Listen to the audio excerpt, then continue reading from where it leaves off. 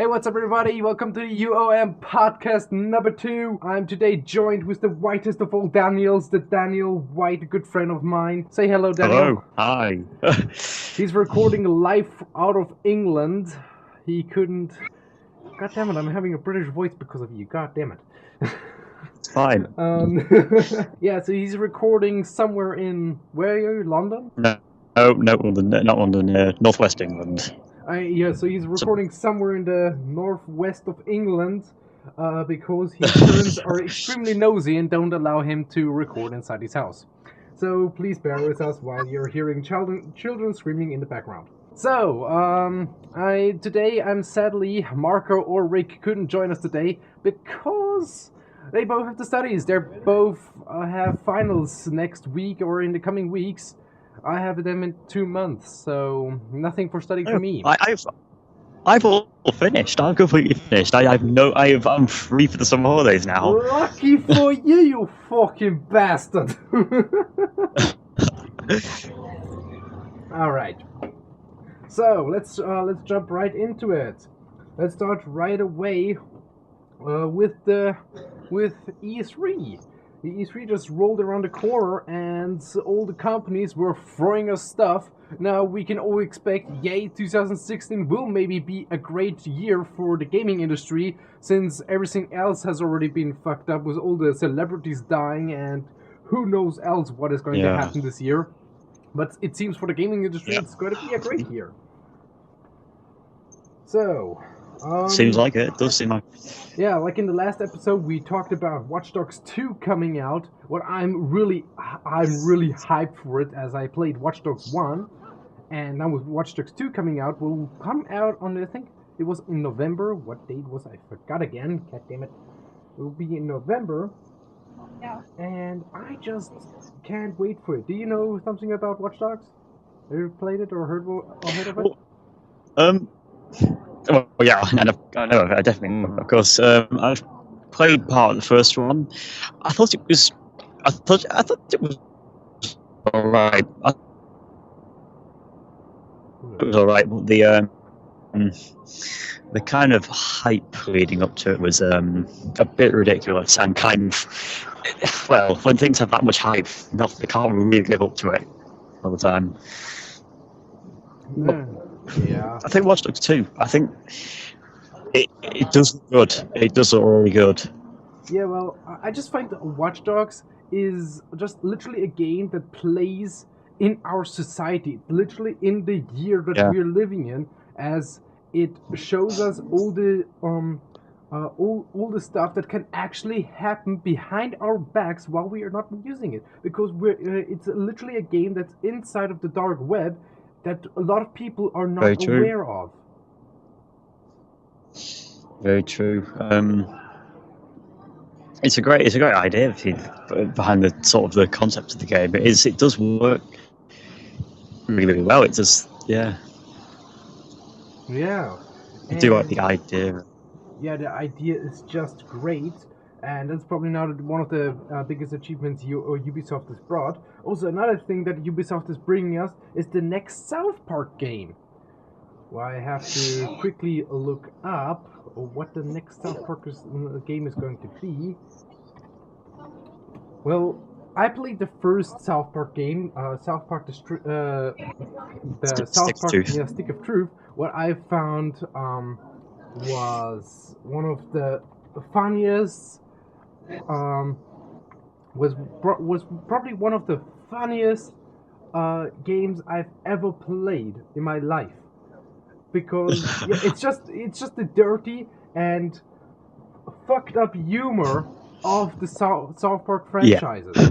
Like you watch one episode and you're like, is all of this like this? And everyone is just going to be, yep.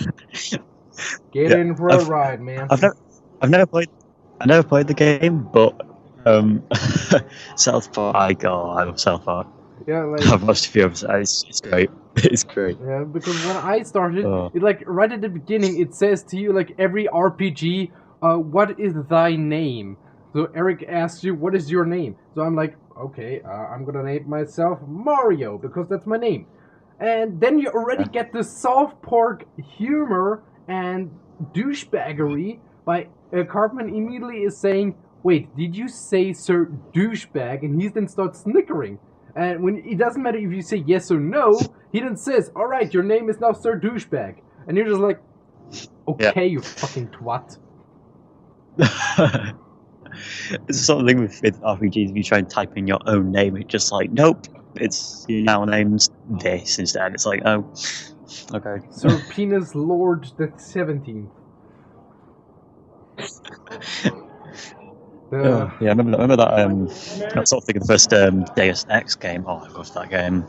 Still do love it. Yeah, so you could name yourself anything, but it would just, as soon as you pressed enter on the name, nope, my name is now JC Denton. yeah, That's it. It's like, oh. exactly. The same actually also was with Dragonborn. You gave yourself a name, but you would always never hear your name. Maybe sometimes, but always someone would say, "Sir Dragonborn." Yeah. Hey, Dragonborn. No, my name is Mario. No, Dragonborn. Mario. Dragonborn. Yeah. Alright, so I got the game. I like it with the kind of full out. Alright, come. Yeah. Carry on. No, yo. I was gonna say with the with Fallout 4, it's pretty good how they actually included a few names for Codsworth to say. How you can type in. Yeah. So because, I like that. Yeah, I was like literally I was playing Fallout 4 and I was just like, I don't care about the name. Okay, I'm gonna call myself Sir Fuck. Alright, started playing the game, and then the robot came up to me and said, "Sir Fuck." Yeah. Wow. Being straight on is orange, pal. Oh, it's great because it was so unexpected when it happened. It was like, did I hear you actually just say the name I typed in? Did you swear to me, you fucking robot? Yeah, it's like. It's just great because that's the love of Bethesda. Bethesda is just great. Well, before we jump to Bethesda and their upcoming games, I just want to quickly go back to South Park. Their upcoming game will be South Park: The Fractured Butthole. Well, wow. Well, they're still staying at their humor, and they can actually legally come through with this name as it's just Fractured Butthole. That's actually the name. It's broken, but it's still in one piece. Fractured Butthole. And it's just the humor of South Park, and that's just great, and I can't wait to finally play it. Alright. South Park, oh. Yeah, so now jumping towards to Bethesda. Bethesda announced that they will make a remastered version of Skyrim for the consoles. For the upcoming consoles now. Yeah, I've heard about that. That's... And I've already... Yes, eh? Sorry. It's something I've thought about getting, thinking about it. Yeah. Excuse me. And yeah, I just had to gulp a huge dram of my drink down. So, wow, professional. Yes, very professional. Yeah, it's UOM. You just have the best of the best. Yeah. A moron is free. You are a moron. All right.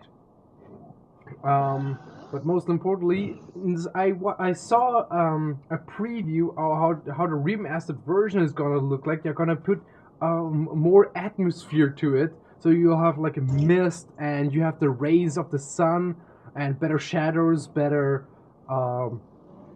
Everything is just better, and then a lot of people are also making fun of it actually because they're already immediately saying, well, PC already had remastered since 2013. Yeah, PC Master Race right there. That's being. I mean, not all of us can afford a massive beast of the PC. Yeah, like. Actually saying that. Well, no, I can't. Yeah, like I always wanted a PC that comes with high standards, and. One of my working colleagues I work with, then said, "Yeah, when you want, you give me the money, I'll build you PC."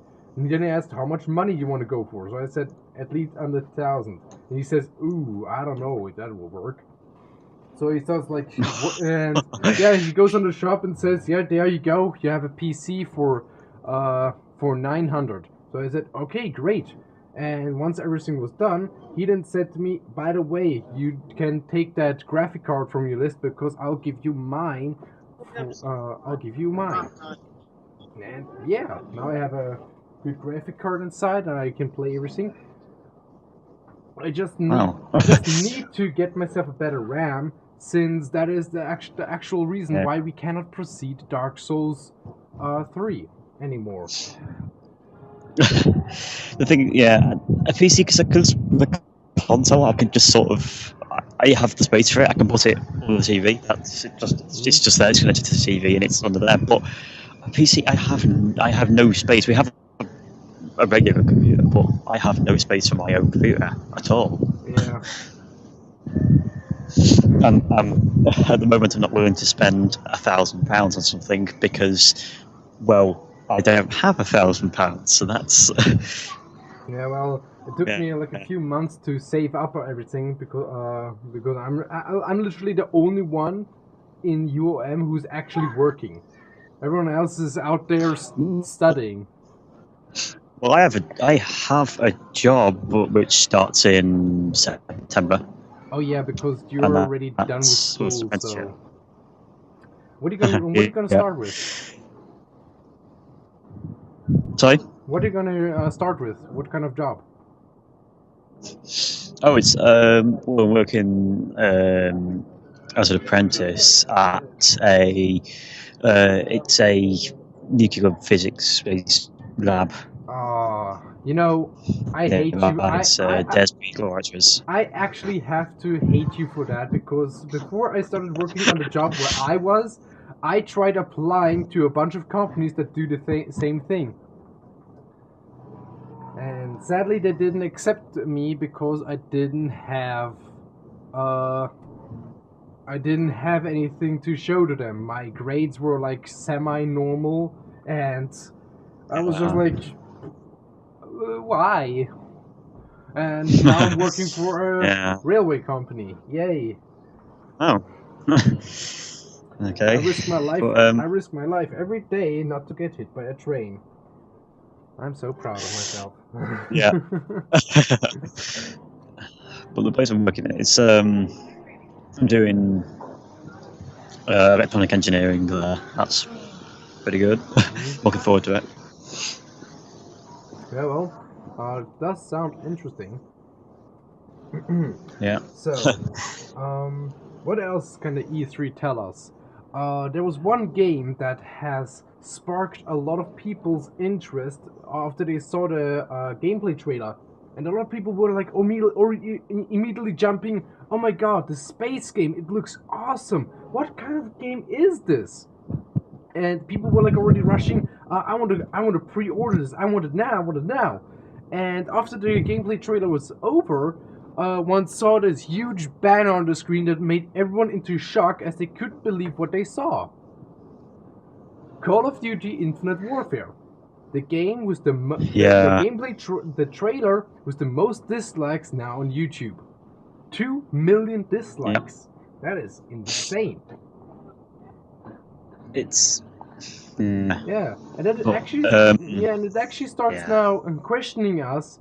What is here bad? Is this the community? Is it the company? Or is it just a franchise? And I would give it the tip to the franchise, as Call of Duty has now existed already so many years now. It would be great if you now would finally come up with something new. Yeah, like, they have been making the same game basically the last to how many years. Yeah. But I think it's just this new thing, isn't Call of Duty? It's the online gameplay. Here's the thing. Everyone wants new content, but only for the online gameplay. It's stuck in the people's minds that they want more stuff. But it's actually the story of the game that is actually awesome. And I have to agree, I have to just say, I play Call of Duty not because of the online gameplay, but I play it because of the arcade. also of the story. It's an arcade shooter, and I played for the story. Yeah, I prefer Battlefield myself. Yeah, there are different people. I prefer Team Fortress and Overwatch as class-based shooters. Other people prefer Battlefield, like Rick. And then there are people who prefer Call of Duty. Yeah, I prefer Battlefield. I'm looking forward to this. The Battlefield 1. Oh yeah, It looks good. That's another thing. EA is kind of being nice to us for bringing us Battlefield 1, and everybody is already now hyped. But as everybody knows, EA can be a dick. Everybody knows that. Yeah. And it has. They weren't at E3 this year, were they? I don't think they were. I don't know. I don't think they were at E3, no, it's close enough though, isn't it? Really? Well, I'm not really sure if they were. Battlefield 1. No, I'm not sure if they were at the E3, but as far as I know, a lot of people are making complaints because of the microtransactions they're going to add to the game, as you can buy guns and such, which you can actually also get doing gaming, by playing. You can get all the weapons, but if you want the weapons now, you can use microtransactions to get them immediately. Yeah, microtransactions. I hate them. I do hate them. It's like, but it's the worst when they release like half a game and then they say, "Oh, you're gonna have to buy the rest of it with microtransactions." It's like, yeah. It's a full game for like 50 quid sort of thing, and it's like, nope, we're gonna release the rest for microtransactions. So. Yeah. Well, you can either play to win or you can pay to win. It's just you have like two ways. Yeah. You can either play with the game and make it for yourself difficult and challenging, what I would actually do. Or if you want to have a certain weapon, like you see, oh my, this weapon looks awesome and I want it now, you can actually just buy it. And I did it a lot in Team Fortress 2, to be honest. Like, I saw a hat, I saw a piece of clothing, I saw a gun, and I wanted it, and I checked when I will get it, and I thought to myself, no, I ain't going to do that shit just for this piece of clothing. Buy. Here, here, Valve, have my PayPal account. I don't care. I want that gun. Yeah, Team Fortress 2, I don't mind it. It's fun to play just as a thing, but it's not exactly my thing to say, but it's all right. Ooh boy, good luck, Mark. Probably because I'm really bad at it. Good luck, Marco isn't here because he would be now freaking out all over again. Yeah, I'm just really bad at it. I'm just so bad at it. Yeah, I'm not saying that I'm the best at it. I just play games out of shits and giggles. So. Yeah. And yeah, but, it's fun to play out now and again. Yeah, but back to EA, because of Battlefield 1, there was another thing that struck a lot of people, and that that there is no French army in the game. What was actually a big part of World War One. No, I know why. It's because they just surrendered. Yeah, a lot of people. No. Going there on the hate train right away. Well, it's traditional of the British hating the French, but and so of the Germans, but that's another story. But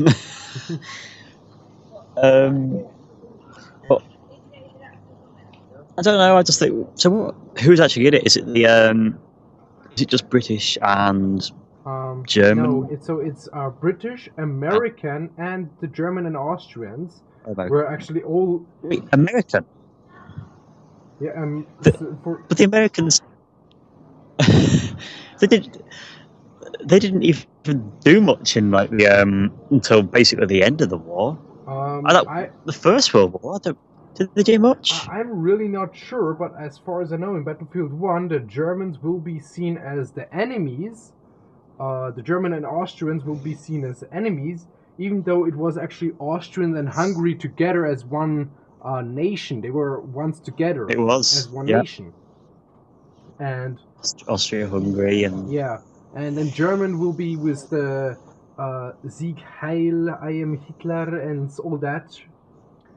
And I don't know, I never listened in history. But as far as I know from other sources, that the French was actually a big part of the of World War One, and for some reason they are not adding it to Battlefield 1. And a lot of people have then been speculating it will be a DLC one has to buy. One can buy oneself the whole army. yeah, What sounds actually typical EA like. yeah. I mean, I think they did do some things in the first of all, but I mean, it's typically EA just sort of release it for DLC. Yeah, so That'll be annoying. yeah, so it sounds very EA like, and that's already pissing off a lot of people. It's just pissing off a lot of people, and I can also understand it. But I saw like the gameplay, and what I heard about from Rick, that they want to add something to the bullet drop. They want to now make Battlefield more realistic than ever. What I have to actually give props to EA for working that much to be that much into detail. That they're going so much into detail. Oh, they do make it very realistic. Yeah, so what one all knows in Battlefield 3, Hardline, and 4, one already had a bullet drop. What made it for sniping very, very difficult. Now, but what they want to add to it, that there will also be a speed reduction to the bullets of snipers and other weapons, as the bullets actually lose speed due to the air resistance. To the air resistance. And now snipers have to now also calculate that within, what actually makes it now far more difficult for snipers to shoot. And I have to give props to EA for actually writing a code like that.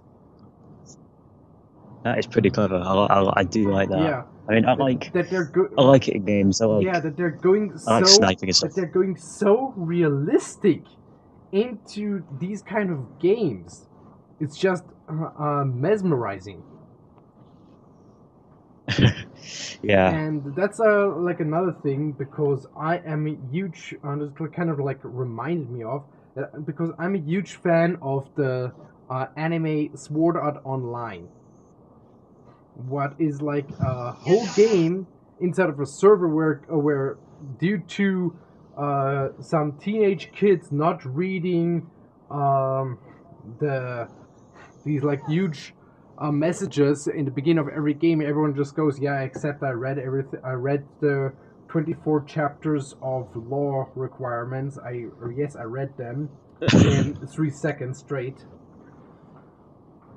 And yeah, so in this anime, it's a very realistic game, and it plays in the year 2022. And one is already working on VR, and now one is already making codes that make games even more and more realistic. So it does sound quite possible that at the year 2022, 2022, we will already have games that are highly realistic. Oh, I definitely think we will, yeah, because the whole VR thing was big at E3. Yes. Getting back onto the E3 again, but yeah, it's like the VR was a big thing, and it's coming to a lot of things now. Because I mean, Sony's releasing, it is Sony that's releasing their VR thing at the end of sort of late this year, isn't it? Yeah. I mean.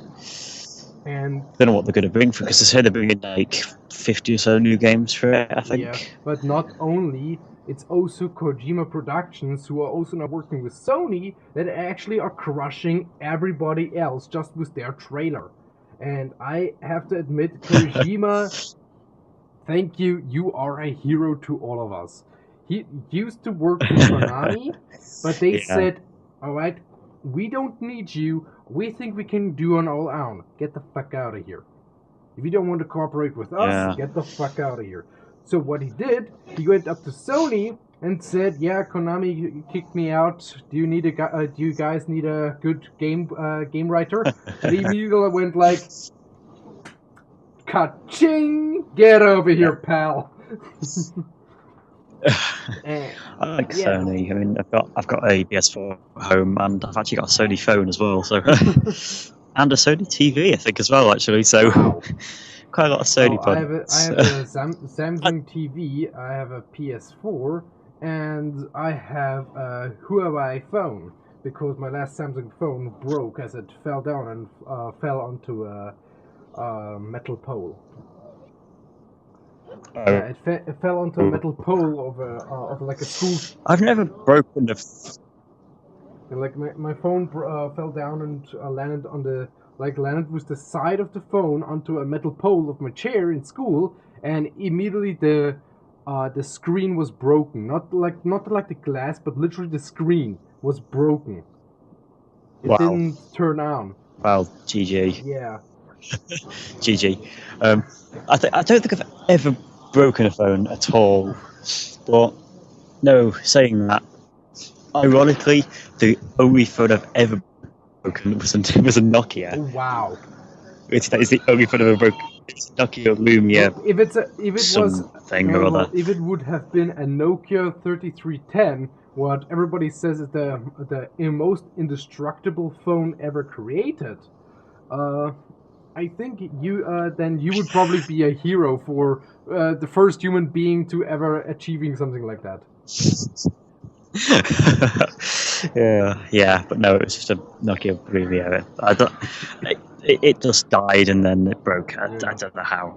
I didn't like it anyway. I also had a Nokia. I forgot what kind of name it was, but it had on the side it had a blue LED light that would always flash if I got any notifications or I missed a call. So. Oh yeah, I have a little. Yeah. So.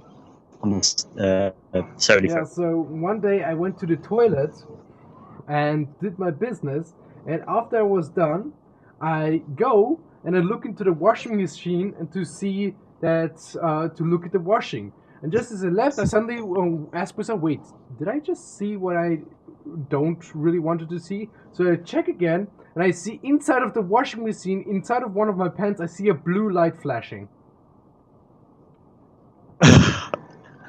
Oh god, that was the worst. Luckily, the washing machine was actually already done, but I thought, shit, my phone was in one of my pants. So I immediately ripped open my washing machine, took out my pants, grabbed inside, took out the phone, and the LED was blinking because the battery was almost dead. And when I tried to switch it on, nothing. It was just like, kill me! Like these, it was like the blue light of despair. Yeah, blue light of death. Blue light of. Simple as blue screen death. Yeah, I guess. Nokia has the blue light of death. Microsoft blue screen of death, or the red ring of death. Good go there, Microsoft. Oh, red ring of death. But going back to the subject we are actually on, back to Kojima Productions, with their newest game Death Stranding, that gave all of us people, when watching the trailer, more questions than actually answers. Have you seen the trailer of Death Stranding? I've seen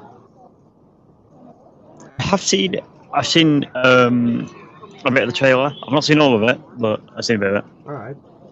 Well, I saw the complete trailer, and it's just a huge mind fuck in it all. It's like, it's difficult to explain, but it's just literally a mind fuck. It's literally a mind fuck. Like, you see, I forgot his name. That one guy from The Walking Dead, who works with Kojima, who's apparently best friends with Kojima actually, is in the role, and like, that is such a thing. Yeah, I've seen it. I've seen part of it, and it's odd. It is really, really weird. yeah, and it's just so weird because at first you see him naked on a beach where all animals are dead, and they suddenly there's that black stuff appearing all over him. And you see him holding like a baby, and suddenly it's gone. And what? It just gives us more. And suddenly you see like black fingerprints going over his legs, and it just gives us so many questions. And I just like this is like literally a game that hypes you, but not really. Like you want because there's not much of it. There's not much. You want to know what is this game. I want to play it now, and at the same time, is this game going to rape me or not? I'm scared. Yeah, it's looks still very unusual. It looks alright. I know, Kojima. You can't be a creepy guy, but this has gone too far. I love it. We're gonna end it here, and I want to thank you, Daniel, for joining me today. Not us, but me, because the others have to study. But thank you anyway for joining the podcast. Nema na czemu. That means you're welcome in Croatian or Bosnian. Oh. I probably pronounced that very terribly. But yeah, there we go. Right. I'm learning the language, friends. In some language I am not aware of, but it does mean something somewhere. Yeah. Alright. But thank you anyway for joining me, and see you guys in the next podcast and in the next video.